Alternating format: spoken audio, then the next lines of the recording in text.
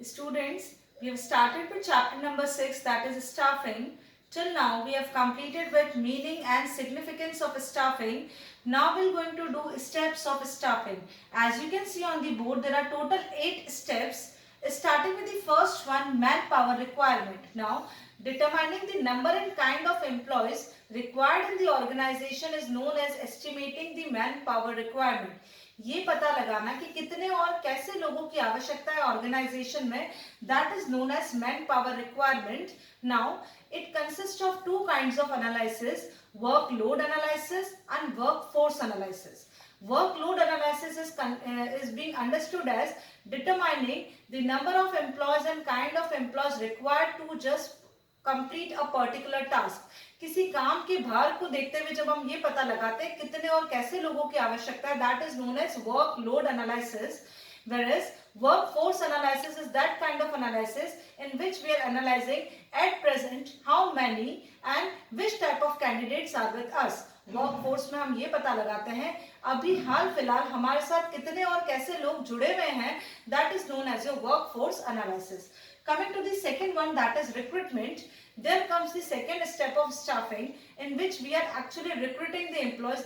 That means inviting the capable candidates to apply for the jobs in our organization. That means suppose an advertisement. With the help of advertisement, we are attracting as many candidates in our organization so that the best candidates can be chosen out of that. That means recruitment is a positive process in which we are attracting as many candidates and as many capable candidates towards our organization. Coming to the next one, selection. Now, so in the second step, that is in recruitment, we are creating a pool of capable candidates, but we cannot select the whole pool for our organization. We have to select the best one and reject the unsuitable candidates, and that is known as your selection. That is why selection is called as a negative process, because we are selecting the best one and neglecting all the unsuitable candidates, whereas recruitment is a positive process in which we are creating a pool of capable candidates to apply and to select the best candidate for our organization. As soon as we select the employee, then comes the fourth step, that is placement and orientation.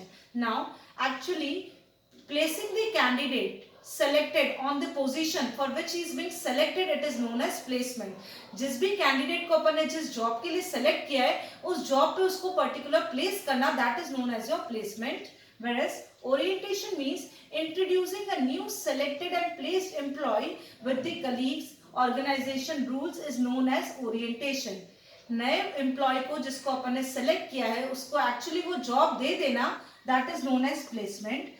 जैसे वो placed हो जाए at that time उसे अपने colleagues, उसे अपने organisation से introduce करवाना, that is known as your orientation. Coming to the fifth one, that is training and development. Now training means increasing the knowledge, skills and abilities of any of the candidate to do a specific job.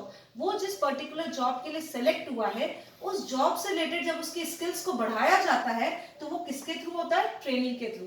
But when we are calling about the development, it means growth in all respect. जब अपन development की बात करते हैं तो आपका personality development होता है, आपकी पर्सनल और फुल ग्रोथ को देखा जाता है. उस समय स्पेसिफिक जॉब के लिए आप अपना डेवलपमेंट नहीं करते हो. When your parents in your childhood gives you the etiquettes at that time, these are not for the specific job but for your whole life, and this comprises a part of your development. Got my point? Coming to the sixth one, that is performance appraisal. Now, measuring your past or present performance with certain predetermined standards is known as performance appraisal. For example, when I have joined the organization, sir has given me 1.5 months to prove my performance. Okay, now sir ने जैसे 1.5 महीना हुआ मेरी पिछली performance को एक pre determined standard से measure किया और फिर मुझे फाइनली रख लिया, that is known as a performance appraisal. Now performance appraisal is necessary for your promotion, whether the training is required or not, and for your compensation. That means promotion is required और performance appraisal है किसी भी बच्चे या किसी भी student या किसी भी एम्प्लॉय का परफॉर्मेंस हम क्यों आंकते हैं? या तो ये देखने के लिए कि उसे कितना कंपनसेशन देना चाहिए, क्या उसके लिए ट्रेनिंग जरूरी है नहीं है, क्या उसे प्रमोट करना चाहिए नहीं. For this all these things we require performance appraisal.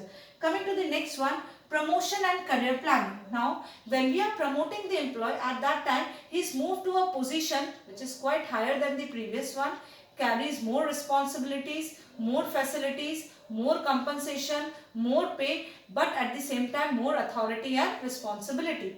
But when we are talking about career planning, it consists of your demotion also, transfer also and promotion also. जब आपके करियर प्लानिंग की बात आती है तो तीनों चीजें आती है उसके अंदर. प्रमोशन भी आता है, डिमोशन भी आ सकता है, हो सकता है वो अच्छा काम ना करे तो उसको डिमोट कर दिया जाए, और हो सकता है उसको दूसरे डिपार्टमेंट में ट्रेनिंग के लिए ट्रांसफर भी उसका हो सकता है. But in promotion there is always an upward movement to a higher rank और a higher position. And the last one is compensation. Whatever the employee is getting in return of the services rendered by him to the organization, it is known as compensation. जितना भी उसको monetary या non monetary benefit employ को मिलता है क्योंकि उसने अपनी सर्विसेज ऑर्गेनाइजेशन को दिए, उसे बोला जाता है compensation. Now direct incentives can be the salary, wages, bonus, whereas indirect can be your free education to your children, bus facility, car facility, vacations, tours. This all will be coming under the part of indirect compensation. So here we have completed with all the steps of staffing. Thank you.